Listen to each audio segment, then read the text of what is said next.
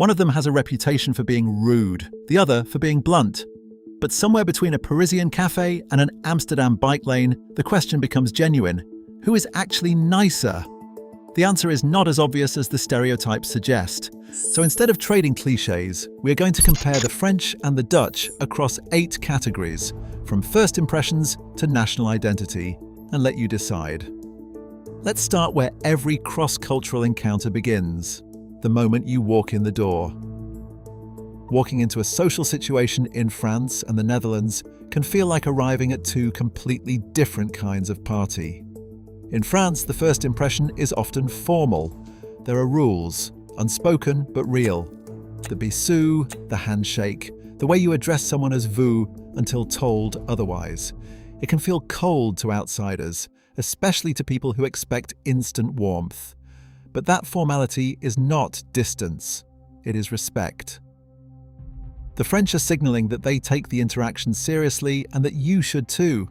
Getting past that first layer takes time, but once you are in, you are genuinely in. The Dutch default is almost the opposite. Eye contact, a direct hello, first names within 30 seconds. The surface feels open and easy, and it often is, up to a point. What surprises many people is that easy approachability does not automatically lead to deep connection. The Dutch can be warm without being close, friendly without being friends. The door opens quickly, but the inner circle is smaller than it looks from the outside. Neither is rude. They just learn to say welcome in completely different languages, even when they are technically speaking the same one. The Dutch plan their social lives like they plan everything else, with a calendar. Spontaneous visits are rare. Dropping by unannounced is considered inconsiderate rather than friendly. Friendships are often built around shared activities, and they tend to stay in their lane. Your work friend is your work friend. Your sports friend is your sports friend. The overlap is smaller than in many cultures. Family follows a similar logic, close but independent. Dutch children are encouraged to leave the nest early, and that independence is a point of pride rather than a sign of distance. In France, the social world runs on a different fuel. Meals are long, conversations longer, and the line between friend and acquaintance is drawn more carefully. But once you're on the right side of it, the commitment runs deep. French friendships often date back to school, to the neighborhood, to shared history. And family stays central well into adulthood. Sunday lunch at the parents' house is not a cliché. For many French people, it is just the week. Making friends as an outsider is genuinely harder in France than in the Netherlands. The Dutch will invite you to things faster, but the French, once they let you in, often make you feel like you have known each other for years. Ask a French person for feedback on your presentation and they will tell you exactly what is wrong with your argument. In elegant, structured sentences that somehow make the criticism feel like a compliment and an insult at the same time. Communication in France is layered. There is what is said, how it is said, and what is meant. And navigating all 3 simultaneously is a social skill that French children absorb before they can drive. Directness in conflict is often avoided. Hierarchy shapes how you speak to whom. But in intellectual debate, the gloves come off. Passion, rhetoric, and a certain pleasure in disagreement are not signs of hostility. They are signs that you are being taken seriously. The Dutch approach this from a completely different angle. Directness is not just accepted, it is considered a form of respect. If something is wrong, you say so. If you disagree, you say that too. There is very little reading between the lines required, and very little patience for people who expect you to. This can land as rude to French sensibilities, and Dutch people are sometimes genuinely surprised to learn that their honesty has caused offense. They were not trying to be harsh. They were trying to be clear. 2 countries, 2 definitions of respect. One wraps the message carefully. The other hands it to you unwrapped and expects you to appreciate the efficiency.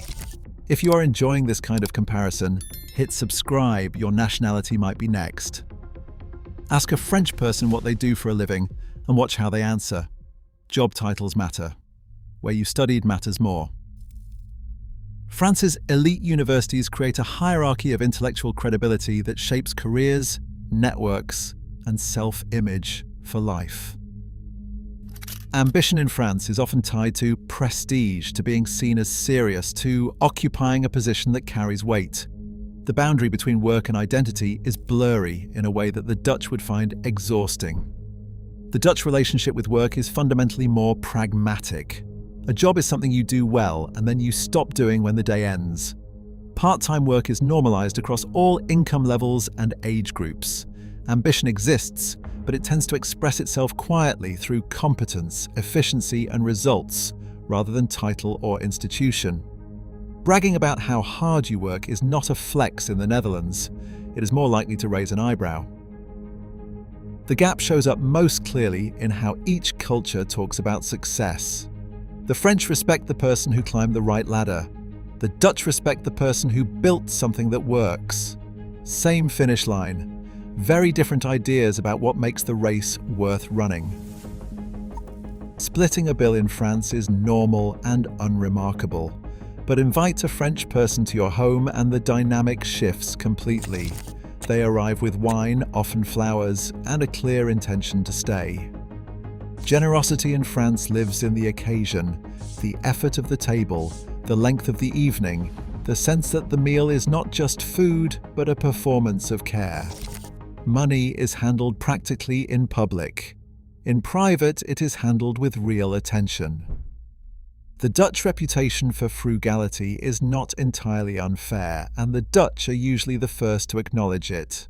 Going Dutch is literally named after them, which is either a badge of honor or a running joke depending on the day. But underneath the frugality is something more principled than stinginess, a deep discomfort with imbalance. Nobody should feel pressured, indebted, or outspent. Dutch generosity tends to show up in time and directness rather than grand gestures. They will help you move house, show you around the city, and tell the truth when everyone else is being polite. One culture makes generosity visible, the other makes it useful. The Dutch complain constantly and cheerfully about the weather, the trains, the price of everything, the behavior of cyclists, including themselves. It is a social lubricant more than a genuine grievance. You bond over it, you laugh about it, and then you get on your bike and go home. Dutch complaining is horizontal. Everybody does it. Nobody takes it too seriously, and it rarely goes anywhere. French complaining operates on a different register entirely. It is more philosophical, more felt, and more likely to escalate. The French have a long tradition of collective discontent as a form of civic participation. The strike is not a last resort. It is a legitimate tool, used regularly, and respected even by people who are mildly inconvenienced by it. There is a sense that complaining loudly enough and collectively enough can actually change things. And historically, it has. The Dutch vent and move on. The French vent and occasionally bring down a government. One treats dissatisfaction as weather, unpleasant but temporary. The other treats it as a signal that something needs fixing and is fully prepared to stand in the rain until it does. More comparisons like this one are coming. Subscribe so you do not miss them. Ask a French person about France and clear your schedule. National identity in France is deep, codified, and taken seriously.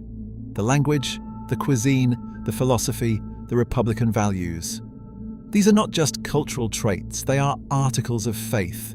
The Académie Française exists to protect the language from outside influence. French children learn early that their country invented a particular idea of civilization, and that this idea is worth defending. That pride can read as arrogance from the outside. From the inside, it feels like stewardship. Dutch national identity is a quieter affair, until it is not. The Netherlands has plenty to be proud of. Trade, tolerance, design, water management, a small country that punched above its weight for centuries. But the Dutch tend to wear it lightly on a normal Tuesday. Then the European Championship comes around, or the World Cup, and suddenly the entire country turns orange. Literally. Streets, windows, people, dogs. King's Day does the same thing. One day a year where the Dutch collective identity explodes into the open, loud, cheerful, and dressed in a colour that leaves no room for ambiguity. The pride is always there, it just needs the right occasion to surface. The French are rude. The French refuse to speak English. The French think their culture is superior to everyone else's. These stereotypes are old, widely exported, and not entirely invented. But context matters. A Parisian waiter who seems dismissive is often just busy, working in a culture where the table is yours for the evening and service is not performed with artificial enthusiasm. The unwillingness to speak English is often less about arrogance and more about a genuine belief that language carries culture and that losing French is losing something real. The superiority complex, where it exists, is usually insecurity in a tailored jacket. The Dutch have their own mythology: open, tolerant, liberal, progressive. And there is truth in it. The Netherlands has a genuine track record on civil rights, religious tolerance, and social policy. But the Dutch brand of tolerance can sometimes function as indifference dressed up as virtue. And the directness that the Dutch consider a strength can, at its worst, become a refusal to consider that bluntness has a cost. Who is nicer depends entirely on what you mean by nice, and that, it turns out, is a very cultural question. So, who is nicer? The French will make you feel like the evening was worth dressing for. The Dutch will tell you the truth when nobody else will. Depending on the day, either of those can feel like the kindest thing in the world. Drop your verdict in the comments, French or Dutch, and don't forget to subscribe for more.